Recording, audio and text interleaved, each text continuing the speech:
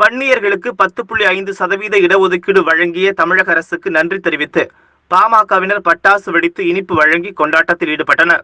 திருப்பூர் மாவட்டம் தாராபுரத்தில் பாமக மற்றும் வன்னியர்களுக்கு 10.5% தனி இடஒதுக்கீடு வழங்கிய தமிழக அரசுக்கு நன்றி தெரிவித்து பாமகவினர் மற்றும் வன்னியர்கள் அண்ணா சிலை மற்றும் தென்தாரை பகுதியில் பட்டாசு வெடித்து பொதுமக்களுக்கு இனிப்புகள் வழங்கியும் கொண்டாடினர்.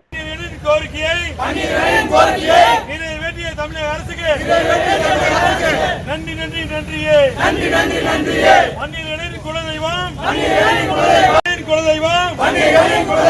மருத்துவர் ஐயா வாழ்கவே வன்னியர்களின் கோரிக்கையை பெற்று தந்த மருத்துவர் ஐயா நன்றி நன்றி நன்றியே எங்களின் இடஒதுக்கீட்டுக்கு உறுதுணையாக செயல்பட்ட அனைத்து சமுதாய சாதிகளுக்கும் நன்றி நன்றி நன்றியே வாழ்க வாழ்க வாழ்கவே வன்னியர்களின் குலதெய்வம் மருத்துவர் ஐயா வாழ்கவே எங்களின் வாழ்க வாழ்கவே மருத்துவர் ஐயா வாழ்கவே இடஒதுக்கீடு நாயகன் வன்னியர்குல குலவிளக்கே வன்னியர்களின் நாயகன் 10% இடஒதுக்கீடு 10% நன்றி மறவோம் மூணு எடுக்காதீங்க. சரி ஒருத்தர் கொடுங்க கொடுக்கற மாதிரி கொடுங்க ஒருத்தர் கொடுங்க.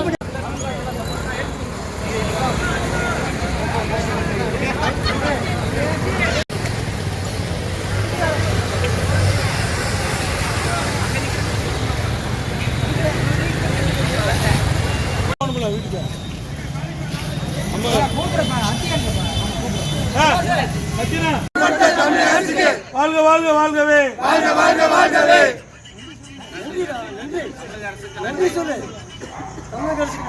குலவிளக்காக திகழ்ந்தும் டாக்டர் ஐயாவினுடைய 40 ஆண்டுகால போராட்டத்திற்கு இன்று உயிர் கொடுத்திருக்கின்றார்கள் தமிழக அரசாங்கம். இந்த தமிழக அரசாங்கம் நாங்கள் கேட்டது 20% உள் ஒதுக்கீட்டில் 10.5 தனி இட ஒதுக்கீடு வழங்கி அரசாணையிட்டு தமிழக சட்டசபையிலே மசோதாக தாக்கல் செய்து எங்களுடைய வன்னியர் குலத்திற்கு குலவிளக்கேற்றிய டாக்டர் ஐயாவினுடைய தலைமையின் கீழே போராடி 5 கட்ட போராட்டங்களை அகிம்சை வழியிலே நடத்தி காட்டிய டாக்டர் ஐயாவினுடைய தொண்டர்களாகிய நாங்கள் இந்த அரசாணையாக வெளியிட்ட தமிழக அரசுக்கும் முதலமைச்சர் எடப்பாடி பழனிசாமி அவர்களுக்கும் துணை முதலமைச்சர் ஓ பன்னீர்செல்வம் அவர்களுக்கும் கோடான கோடி நன்றியை தெரிவித்துக் கொள்கின்றோம். இந்த தமிழக அரசாணை வெளியிடுவதற்கு உதவி புரிந்த அமைச்சர் பெருமக்களுக்கும் போராடிய உள்ளங்களுக்கும் தியாகச்சம்மல் டி.கே. மணி ஐயா அவர்களுக்கும் இளைஞர் அணி எதிர்கால தமிழகத்தின் நாயகனாக விளங்கும் அன்புமணி ராமதாஸ் அவர்களுக்கும் மனமார்ந்த நன்றி அறிதலை இந்த நேரத்தில் தெரிவித்துக் கொண்டு எங்களுடைய வன்னியர் குலம் இருக்கும் வரை இந்த வன்னியர் குல விளக்கு டாக்டர் ராமதாஸ் ஐயா அவர்களுடைய வழிகாட்டுதலின்படி நடப்பதற்கு நாங்கள் இந்த நேரத்தில் உறுதி எடுத்துக் கொள்கின்றோம். டாக்டர் ஐயா வாழ்க.